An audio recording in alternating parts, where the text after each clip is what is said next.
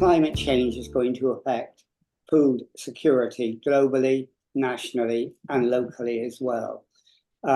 Something like 230 million people are in food poverty in the globe, and it's reckoned that by 2070, that will go up to 2 billion.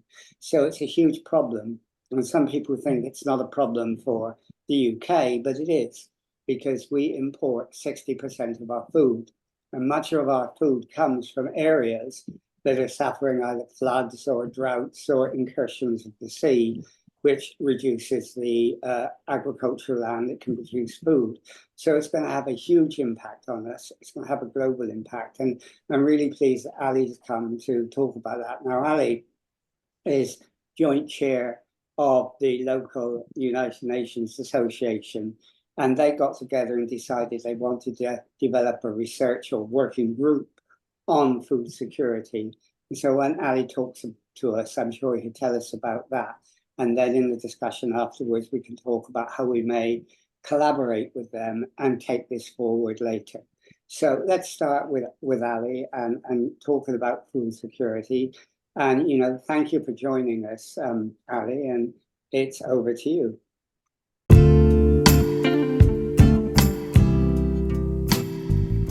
Thank you very much, Francis. And thank you to EnCaf for inviting me. I would, over the next 15 minutes or so, I would zip through an overview of food insecurity issues. And as Francis has rightly pointed out, this is heavily intertwined with matters of climate. We would look at a research that we have started with our other colleagues in the UN Association Enfield and Barnets branch. And this is a small group of people who are dedicated to the matters relevant to UN. A while ago, earlier this year, we decided to pick on a number of Sustainable Development Goals, or SDGs, 17 of which have been declared by the UN, to see which one of these actually relate to local issues. And we picked two, and the matter of tonight is largely about one of those.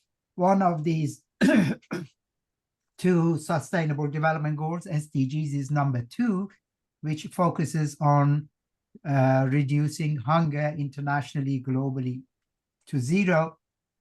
And the other one is SDG 13, which puts duties on nations and authorities to do something about climate, whether it's basically zero carbon initiative or adaptation. If you look at human vulnerability to climate, and we jump into the food issues in a second, we realize that there are different parts of the world with different degrees of vulnerability to climate change, but at the same time, these vulnerable states or parts of the world, from Africa to Asia and Central America. So generally, by definition, when we feel the discomfort or pain caused by lack of food consumption in our body, we refer to that as hunger. But food insecurity is largely about regularity of access to safe and nutritious food. So when we are talking about insecurity or security, is possibility of accessing food. And there are around about 309 million people who are facing acute levels of food insecurity globally as we speak in 2024. And World Food Programme, which is a UN agency, is hoping to reach zero hunger target on SDG 2 by 2030, which is quite an ambitious target, frankly. So the root causes of insecurity, as Telegraph put it a couple of days ago, is that roughly 760 million, 1 in 11, are going to face hunger around the world, or they had faced it almost a year ago. So, and the ratio is 1 in 5 in Africa, which means really twice as bad as the global average. And Francis pointed to this earlier, that roughly 30% of the world population are somewhat subject to moderate or severe food insecurity, which means not having a chance to access nutritious food. Unfortunately, the trends are not very heartwarming. There are a number of issues behind this, which we'll quickly look at. One of these is obviously climate change. The other one is conflict. And UN publishes a state of food security and nutrition report and mentions that war and extreme weather are the key factors that we are facing today when it comes to insecurity of food. And hunger is the biggest and potentially the most solvable problems in the world. We had it reasonably stable for roughly a period of 10 years between 2008 and 18, but the numbers are again on the rise, and we are talking about in excess of 760 million who were subject to chronic hunger in 2020 in 71 countries around the world.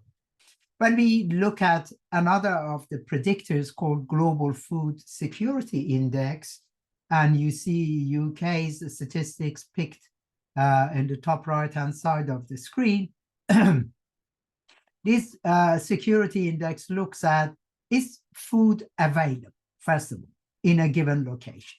Is it affordable? And we'll look at these parameters later, because as for the case of UK, availability is no issue.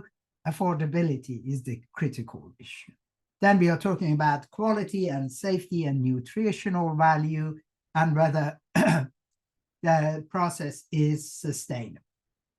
The other aspect of it, in terms of food crisis, is the amount that gets wasted. If you look at the world statistics on percentage of population of various countries subjected to hunger, you can see top ranking countries in the world, with Afghanistan with 93% of 40 million people subject to hunger across that country. And Yemen, that we hear in the news, is halfway down there. UN says roughly a third of all the food that's produced globally is lost and wasted. And this is about 1.3 billion tons of wasted food. So the reason we said earlier that it's a solvable problem is really in terms of what can we do about avoidance of wastage, if possible, to try to save roughly $1 trillion worth of food that gets lost. One of the principal causes we argued was global warming, and the news on this front doesn't look that promising, and the average temperature rise of compared with the pre-industrial phase is expected to rise anywhere between 2.5 to 4.5 degrees C by the end of the century. And another couple of centuries after that, up to 10, 13 degrees. And frankly, unless we make significant changes in the way we use energy and basically change CO2 concentrations in the world, we're going to get the highest concentration of CO2 in Earth's atmosphere that's not been seen for 50 million years. This means that the climate records are being broken as we speak, both in 2023 and 2024, where we have recorded hottest days on record in our living memory, and now happening virtually around in the span of a whole year. We have heat waves across the marine life as well, and the average sea temperature is 5 degrees warmer than it should be, and that means most of the sea creatures and organisms need about 50% more food just to survive at sea itself. But not forgetting that the humanity gets about half of its entire oxygen from the sea. So loss of sea life is desperately critical, as well as the sea ice. The news items do refer to food security, energy issues, heat waves. So there are plenty of these that we see. And as you noted, 40 degrees 0.3 was highest all-time temperature set in 2022. So fundamental risks of climate change, forgetting the conflict, which is beyond the talk today because it's largely a political issue, is rising sea level roughly by 2 meters by the end of the century. And you can imagine what consequences that's going to have for low-lying lands.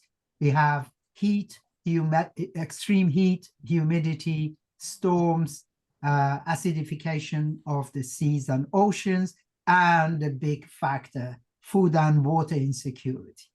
Jumping at the UK issues, just to have a look at percentage of people in the United Kingdom that actually experience food insecurity, you can see the percentages on the map. We have roughly 3 million children in the UK who are at the sharpest end of an emergency in poverty, and that translates itself also in food insecurity. A quarter of state school pupils are in free school meals, and another 800,000 who also live in poverty seem to have fallen through the net and don't qualify.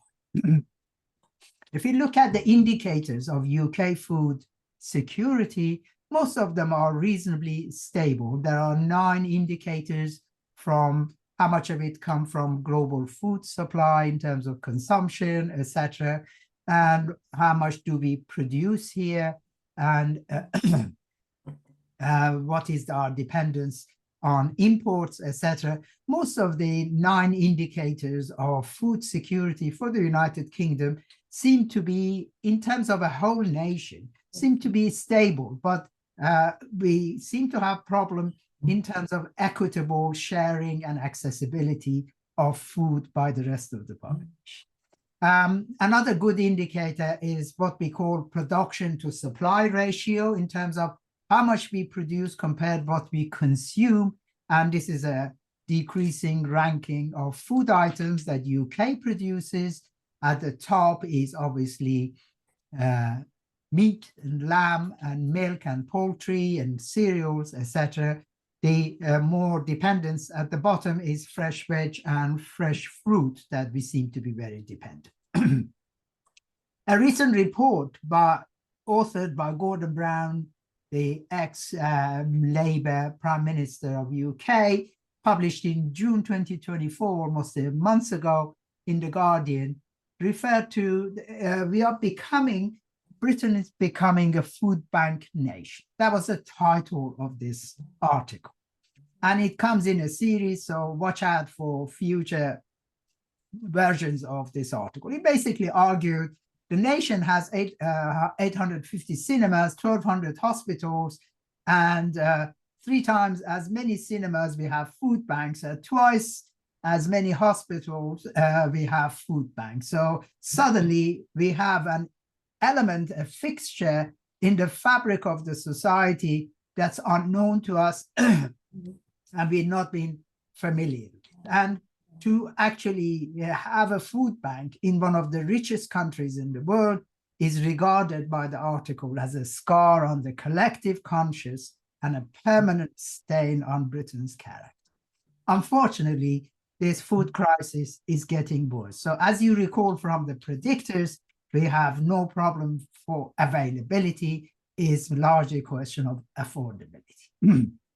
the number of people basically suffering food insecurity has risen sharply over the past couple of years. You can see some of it due to issues with universal credit and household debt and families who are pushed to universal credit and don't get anything for 5 weeks until they go through the process, etc. There are a whole host of issues. Demand for food banks is on the rise. And as you can see, both children and adults approaching 4.8 million people dependent and insecure insofar as food supplies goes. Why is this happening? We don't claim we know the entirety of the answer, but overall prices have been reasonably high, up to 20% compared with 5 years ago, rising energy, rising rent, inflation at a very high level for many years, 40 years, and food prices up by average 30%. So even staple items such as sliced white bread and semi-skim milk are really up in prices by up to 40% or thereabouts.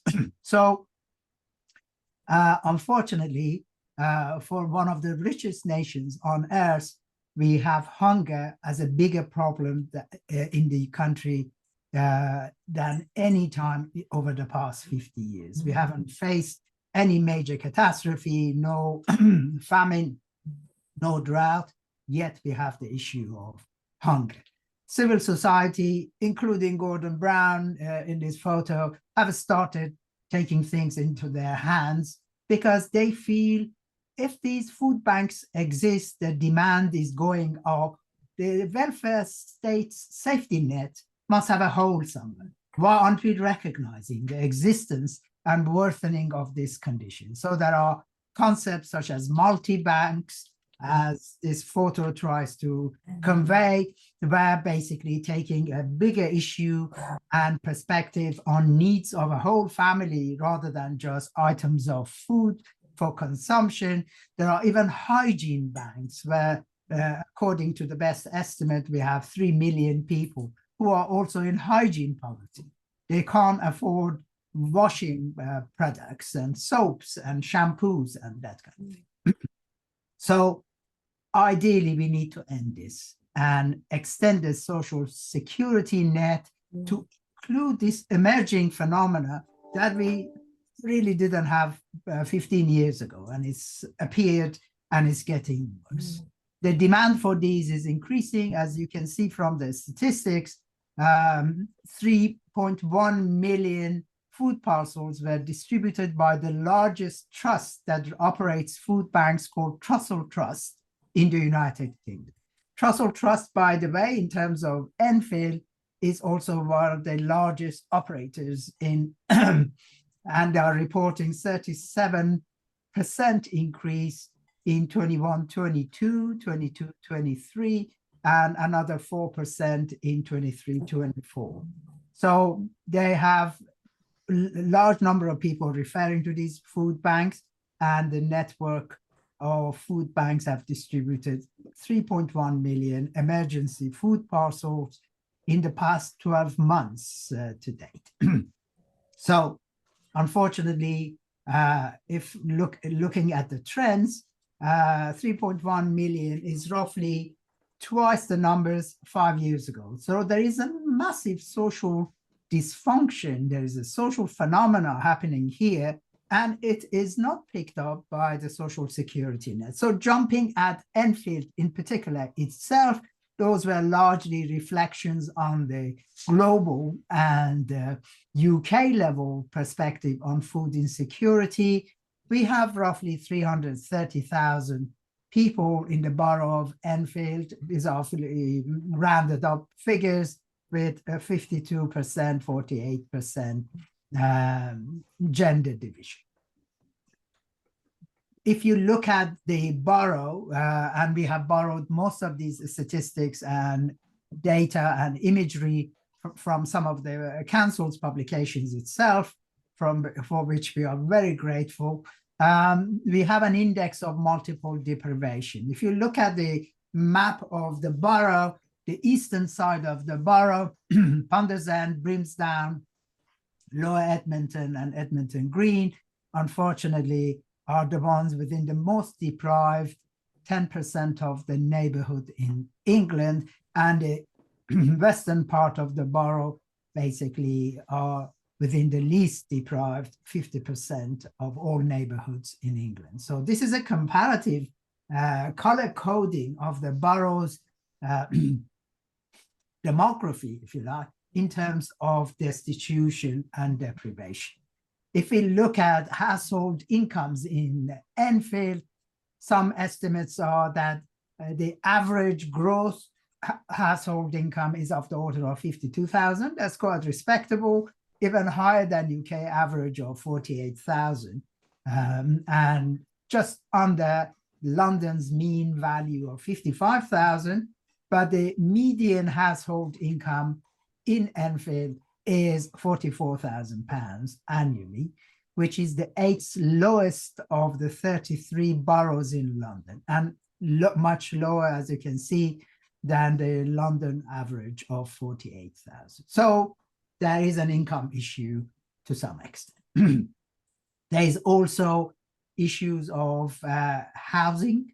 As of February, there were 44,000 residents, households in the borough receiving state help in terms of housing and rental costs, and they were broken into housing benefits and housing element of the universal credit in roughly 20,000, 25,000 proportions. There are many conditions that many people don't qualify for housing benefit that you can see in the list as well. So the United Nations Enfield and Barnets branch focused on issue of SDG 2 on zero hunger, and we decided before we jump to conclusions, we do need some fact-finding, some soul-searching, and establishing some of the realities that are dominating in the borough before we jump to any recommendations and conclusions. We are still in the course of doing that. I would welcome anyone who has any interest or indeed knowledge and connections who can enrich our research into establishing the scope and extent of food insecurity in the borough. Some of the statistics that you see is the collective work of my colleagues in the so-called Enfield and Barnets UN Association, or ABUNA. We have 1,600 Trussell Trust food banks, half in England, nearly half of those that they operate in England and Wales. We have in the borough of Enfield, Trussell Trust has been operating the North Enfield Food Bank since 2012. 11 of these are run by churches, 6 are run by non-religious organizations, 5 food banks are run by the council. There are a large number of allotments here, 36 allotments. And then there is Enfield Food Alliance, which is a consortium of 40 community groups. And there are examples of really goodwill citizen-operated entities such as Cooking Champions that look after the most deprived, etc. Just to bring this all to a close, and the research that I mentioned, we currently conducting and hopefully trying to publish as fast as possible with our best evaluation of reality, facts, and statistics. Also, if you look at the news from Enfield Dispatch, it was referring earlier this month that the number of parcels by the Trussell Trust Food Bank delivered to struggling residents in the borough is almost trebled in 6 years. So that is roughly consistent with those bar charts of rising food insecurity that I have shown you earlier. Right, so to conclude, food insecurity has become a facet of our life over a reasonably short period of time. We didn't have food insecurity and food bank as a fixture in the social fabric of the United Kingdom 15 years ago. And suddenly there are 2,800 of those all over the place with rising demand. And the report that we are putting together through research and investigation and interviews with food bank operators, counselors, etc., we are hoping to pull out the essential, if you like, causative factors to the best of our ability as a social institution and share with everyone. We will publish our report, hopefully as a major independent social institution caring for the vulnerable groups in the borough, for the time being in Enfield, not the Barnets, but should our resources permit in future, may extend it there. We also intend to develop a kind of an educational pack from the outcome of our research. So anyone who wishes to have presentational material, we would be more than happy to keep in touch and share our presentational pack for wherever you wish to use it, in schools, colleges, council offices, or businesses. And our ultimate goal is to bring some reality and some recognition to a largely overlooked social phenomena that is more or less growing out of proportion in the borough, hoping that those in charge can do something about it. Thank you very much, Francis.